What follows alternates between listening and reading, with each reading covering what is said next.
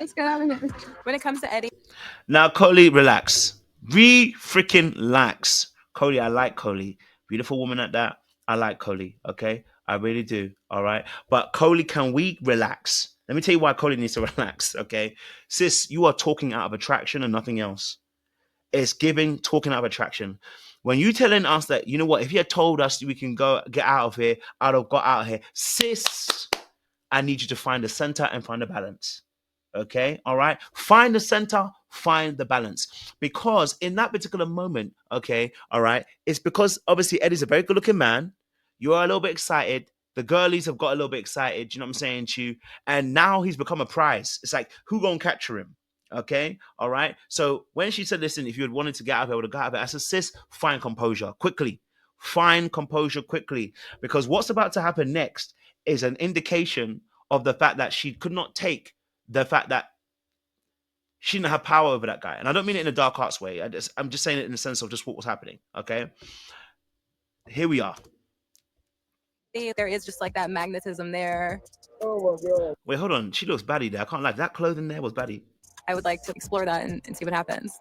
I like this look up here. She looks a bit crazy in other pose. But anyway, listen. Okay, so as she said, obviously, you know, and yeah, she definitely was a little bit chopped up. She definitely was a little bit chopped up. I can't lie to you. Drink had definitely entered her system, and they got her down bad. Okay, they got her down bad. All right.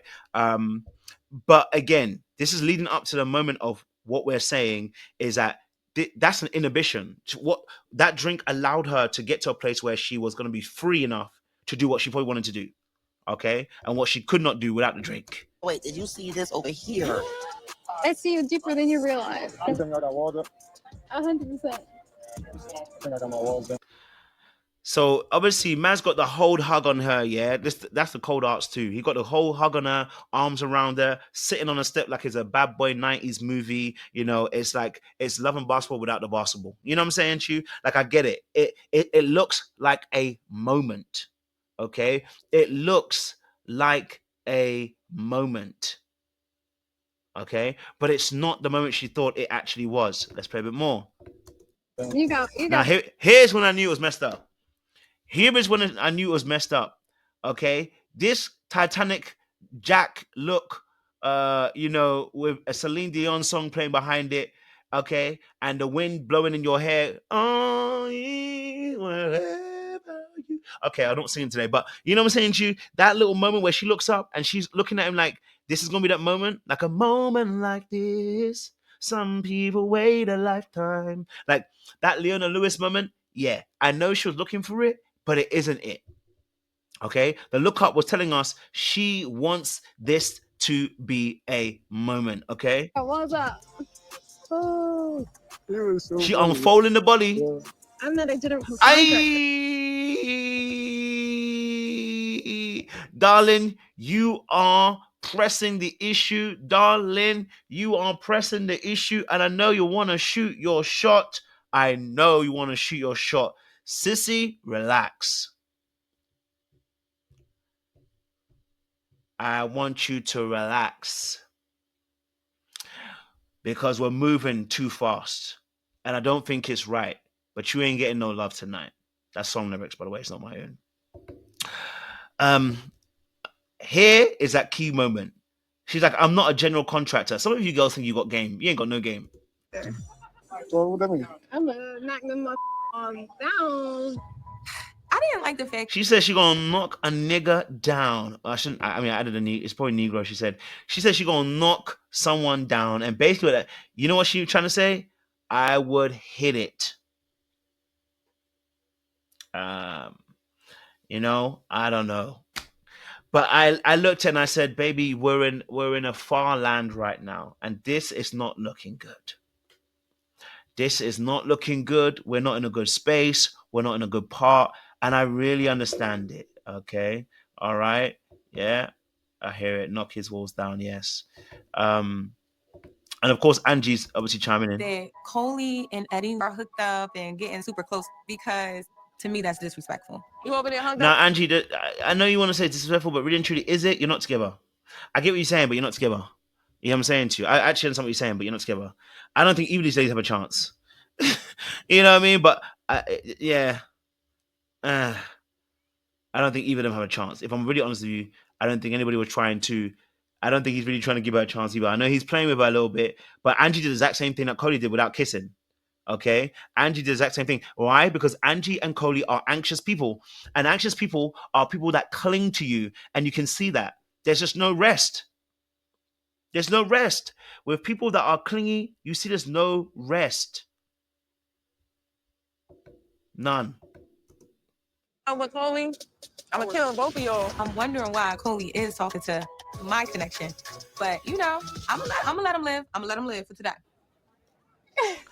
At this moment when I knew she messed up. It was at that moment when she turned up the body and was beginning to perch herself. At that point, I said, sis, if you don't sit down somewhere. She was making her move, and I was like, sis, please don't do it. Please don't do it. Please. I said, please don't do it, sis. I need you to relax. And I know that it was a moment for her, but like I said, when you're anxious, this is what tends to happen. You tend to kind of overplay your hand. You tend to try and close a space. You're afraid of them creating too much distance, so it flips your nervous system into a place where you have to act. So when we're seeing Angie giving gifts, we've seen Coley thinking that she can use her beauty to kind of close the gap, right? But in reality, all she was doing was that she was actually prematurely moving. Prematurely. Give me a kiss. You scared? No. I was like, oh no, Coley. First of all, she said, give me a kiss. Okay. And then he said, no, sis, I need you to respect them boundaries. Not because I think you're going to be breaking anybody's boundaries anytime soon, but what I'm saying to you is, sis, respect the boundaries. Okay? All right. That man don't want you like that. Okay, he said, listen, he don't want to have that kiss in public. Why? Probably doesn't want to out himself. You know, his other people that like him are in the public eye. This is not the one. I get it. You don't want to do this right in public. Would he have kissed her if they had been private? Maybe, but I don't know if he would have. I don't know if he did it. Wouldn't have. But he might have done it. He would have been more inclined to do it, probably because it's private. But the reality of the situation is this: putting it on him like this. I hear it, but he ain't gonna do it. Like it wasn't. Now, the fact that she got angry in that moment, the fact that she got angry in that moment, I said, sis, you are hyper vigilant. Okay, remember we said this. I said this about her with the Fritz situation. That hypervigilance that she has is a problem because it comes from a hurt place. Why are you searching for hashtags? That's what I was saying to you last time. Because all of these behaviors are subsets of the attachment style. And so now we're seeing what happened. The immediate moment that he actually said he's okay, now he doesn't want to kiss, she got angry for a fit and walked off. Now, of course, everybody has their moments. But again, this goes back to what I said about the attachment style. She got angry and annoyed in that moment because she couldn't get what she wanted, but didn't realize that she didn't read the room. She didn't read the room. Right? And absolutely, Linda V. That's again going back to those very same things. A great point. That is from the mixer. It's the exact same thing. We saw this on the very first day. Her and Sahara did the exact same thing. They don't take rejection well. They don't. You know what I'm saying to you? And people like that, we don't play with them. Because you can easily get caught up in a situation, right? That's why it's actually dangerous. We talk about men, they may do some violence. Okay, cool. But if she now starts speaking about him, saying he does this, he does that, your reputation could be in the loo. Do you know what I'm saying to you? Right? Your reputation can now be in the loo because now she can end up saying something to somebody else. Oh, he's like this, da, da, da. He don't respect women. He don't like women. He did it. And before you know it, your name is being dragged through the mud, all simply because he didn't want to kiss you in that moment. Right? She tried for a kiss. He said no. Respectfully, just sit back down. You know what I'm saying to you? Hey, you know what? I tried. It's okay. That's cool. You know what I'm saying to you? But instead, she got up, she moved. You know what I'm saying to you?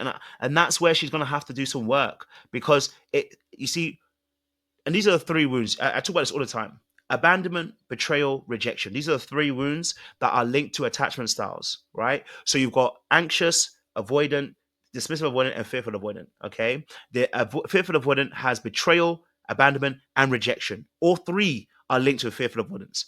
Then you have dismissive avoidance, who are linked with rejection, and then you have what we call anxious people. They're afraid of abandonment. Okay, and so in these spaces, when I saw obviously Coley act the way she did about the rejection piece, and I said that she got a very anxious tendencies. Now, anxious people are more afraid of the abandonment. That reaction she gave was more FA. It's more fearful avoidant, where they don't like rejection. They're afraid of that rejection. Okay, and really and truly, she shouldn't have, you know, uh, that that aspect of things is like you have to look at it differently and go, okay, now we go back to that very first day. You had a very bad reaction to the fact that they said they didn't want you, and it's because you have deeper wounds that you need to work out, sis. Right? Deeper wounds. Now, Eddie himself may have avoidant tendencies because the way that was literally an avoidant anxious cycle.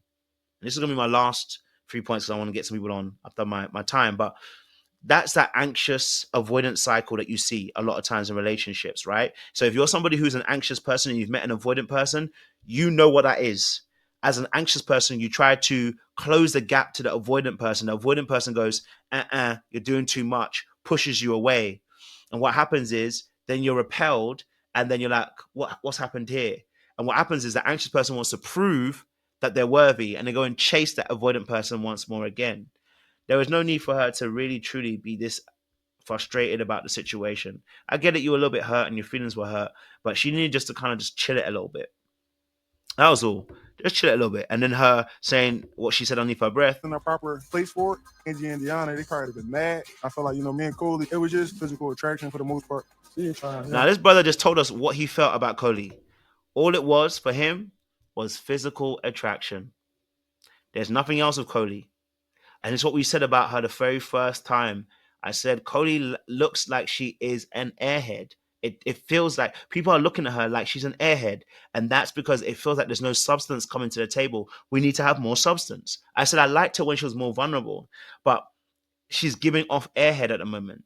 And it's giving lack of depth. It's giving a lack of real deepness about you. And that may not be the truth.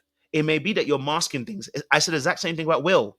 Will looks like he lacks depth because you are coming across that way. Now, it may not be the case. It may not be the case. You know what time it is.